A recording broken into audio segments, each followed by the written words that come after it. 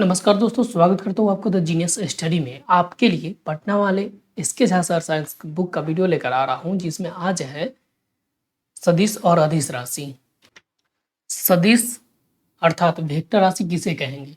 वैसी भौतिक राशि जिसमें दिशा और परिणाम दोनों हो, सदिश राशि कहलाती है। सदिश किसे कहेंगे? वैसी भौतिक राशि जिसमें दिशा और परिमाण दोनों हो, सदिश राशि कहलाती है। यह साधारण बीजगणित के नियम का पालन नहीं करती है। यह साधारण बीजगणित नियम का पालन नहीं करती है। अदिश राशि अर्थात स्केलर किसे कहेंगे? अदिश राशि वैसी भौतिक राशि जिसमें केवल परिणाम हो, दिशा नहीं, वह अदिश राशि कहलाती है। अदिश राशि अर्थात स्केलर राशि किसे कहेंगे? वैसी भौतिक राशि जिसमें केवल परिणाम हो, दिशा नहीं, अदिश राशि कहलाती है। यह साधारण बीजगणित के नियम का पालन करती है। यह साधारण बीजगणित का नियम का पालन करती है। आगे नेक्स्ट देखते हैं, सदिश और अदिश राशि में अंतर क्या है? कौन सी सदिश राशि और कौन अदिश राशि है? तो विस्थापन, वेग, त्वरण, विद्युतीय क्षेत्र, बल, संवेग, आवेग, चुंबकीय क्षेत्र, यह सब सदिश राशि है। और जबकि द्रव्यमान, कार्य, ऊर्जा, शक्ति, क्षेत्रफल, घनत्व, दाब, चाल, आयतन, दूरी, समय, विभव, ताप, धारा इत्यादि अदिश राशि है। अर्थात एक ट्रिक से हम इसको बना सकते हैं। 100% तो ये लागू नहीं होता है, लेकिन 90% में ये लागू होता है। जिसपे ब लगा रहता है, अर्थात ब जिसमें ब लगा रहेगा वह सदिश राशि होगा। 100% नहीं होता, लेकिन 90% में लगभग ये हो ही जाता है। तो इसलिए दोस्तों, जिसमें ब लगा रहेगा वह सदिश राशि। अंठेगानी मार देना है, अंठेगानी मारना है दोस्तों, लेकिन जब नहीं आ रहा हो तब मारना है। जब आ रहा हो तो सदिश और अदिश राशि देख के ही मारना है। और जब कुछ भी नहीं आ रहा हो तो जिसमें बल लगा रहा हो उसमें सदिश राशि मार देना है। अगला है सदिश राशि का निरूपण। तो सदिश राशि का निरूपण कैसे करते हैं? सदिशों को निरूपित करने के लिए किसी भी भौतिक राशि के ऊपर तीर के चिन्ह का प्रयोग किया जाता है, जहां तीर का माथा उसकी दिशा को बताती है तथा उसकी लंबाई उसके परिणाम को बताती है। सदिशों का निरूपण करने के लिए किसी भी भौतिक राशि के ऊपर तीर का प्रयोग किया जाता है, जहां तीर का माथा उसकी दिशा को बताती है तथा उसकी लंबाई उसके परिणाम को बताती है। एग्जाम्पल देखते हैं। ये जो है, ये इसमें माथा लगा हुआ है और इसमें भी माथा लगा हुआ है। ये इसके दिशा को बताता है और ये जो है ये परिणाम को बताता है।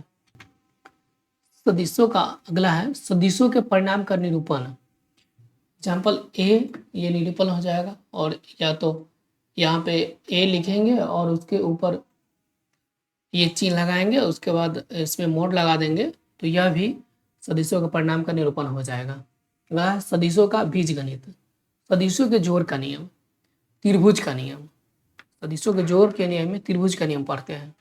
इसमें है ए सदिश ऐसे रहेगा, इसका दिशा इधर रहेगा और बी सदिश का दिशा इधर रहेगा, तो इसका जोड़ हो जाएगा ए सदिश बराबर ए सदिश प्लस बी सदिश, अर्थात result R A plus B हो जाएगा। यह है त्रिभुज का नियम, लेकिन इसका इतना होता नहीं है, इसलिए इसको भूल जाने में ही फायदा है।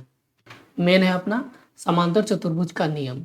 ये वेरी वेरी इंपॉर्टेंट है, इसको देखते हैं। यदि कोई दो सदिश ए और बी एक दूसरे से थीटा कोण पर हो तो उसकी परिणामी का परिमाण निम्नलिखित होगा। जैसे ये थीटा कोण पे मुड़ा हुआ है, ए सदिश ये है और बी सदिश ये है, इसका परिणाम ये हो जाएगा आर सदिश। इसी प्रकार से आर रिजल्ट हो जाएगा √a² plus b² plus 2ab cos theta. R result में क्या हो जाएगा? √a² plus b² plus 2ab cos theta, जहाँ cos थीटा का मान -1 से 12 और बराबर या 1 से 12 और बराबर होगा। दूसरा mod a plus B, mod a plus B में हो जाएगा √a² plus b² plus 2ab cos theta. और सदिशों का माइनस अगर करेंगे तो घटाएंगे तो ए सदिश माइनस बी सदिश हो जाएगा √a² plus b² minus 2ab cos theta. Theta A सदिश तथा बी सदिश के बीच का कोण है। थीटा क्या है? थीटा ए सदिश तथा बी सदिश के बीच का कोण है। दो सदिशों के परिणामी का परिमाण कभी भी शून्य नहीं हो सकता और न ही ऋणात्मक। दो सदिशों के परिणामी का परिमाण कभी भी शून्य नहीं हो सकता और न ही ऋणात्मक हो सकता है। नेक्स्ट है समकोणीय एकांक सदिश। भौतिक राशि में x को i से, y से j को, y को j से तथा z को k से निरूपित किया जाता है। अर्थात y एक्सिस को j से निरूपित करेंगे, x एक्सिस को i से डिनोट करेंगे तथा z एक्सिस को k से डिनोट करेंगे। अर्थात इसमें देखते हैं एग्जाम्पल में ए सदिश ये है तो x अक्ष में परिणाम 3 होगा क्योंकि i के बगल में 3 लिखा हुआ है। y अक्ष का परिणाम 8 होगा क्योंकि j के बगल में 8 लिखा हुआ है। z अक्ष में परिमाण 5 होगा क्योंकि k के बगल में 5 लिखा हुआ है। अगला है सदिशों का गुणनफल, मल्टीप्लिकेशन ऑफ फैक्टर। सदिशों का अदिश गुणनफल। पहला देखते हैं सदिशों का अदिश गुणनफल। सदिशों के अदिश गुणनफल को डॉट से सूचित किया जाता है। सदिशों का अदिश गुणनफल को किससे सूचित किया जाता है? डॉट से सूचित किया जाता है। यदि कोई दो सदिश a और b एक दूसरे से थीटा कोण पर हो तो उनका अदिश गुणनफल a डॉट b अर्थात ab cos थीटा होता है। यदि कोई दो सदिश a और b एक दूसरे से थीटा कोण पर हो तो उनका अदिश गुणनफल a डॉट b होता है अर्थात ab cos थीटा। सदिशों का अदिश गुणनफल एक अदिश राशि होता है। सदिशों का अदिश गुणनफल एक क्या होता है? अदिश राशि निकलता है। सदिश को अदिश से जब गुना करेंगे तो अदिश राशि ही मिलेगा। अगला है सदिशों का सदिश गुणनफल। सदिशों का सदिश गुणनफल।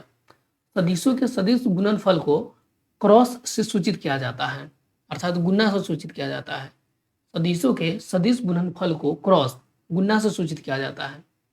यदि कोई दो सदिश a और b एक दूसरे से थीटा कोण पर हो तो उसका सदिश गुणनफल a क्रॉस b बराबर ab साइन थीटा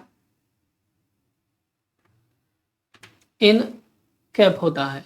ab को a क्रॉस b क्या होगा? ab sine theta n cap होता है, जहां पर n कैप क्या है? तल के लंबवत सदिश, जहां पे n कैप तल के लंबवत सदिश है। एक क्वेश्चन है सदिशों का गुणनफल होता है। ऑप्शन ए है सदिश, ऑप्शन बी है अदिश, ऑप्शन सी है सदिश या अदिश, ऑप्शन डी है सदिश और अदिश। तो इसका सही आंसर हो जाएगा सदिश या अदिश। सदिशों का सदिश गुणनफल एक सदिश राशि होता है अर्थात सदिशों का गुणनफल क्या होगा? सदिश या अदिश दोनों हो सकता है। नेक्स्ट है सदिशों का वियोजन। किसी सदिश के प्रभाव को दो या दो से अधिक दिशाओं में व्यक्त करने की प्रक्रिया को सदिशों का वियोजन कहते हैं।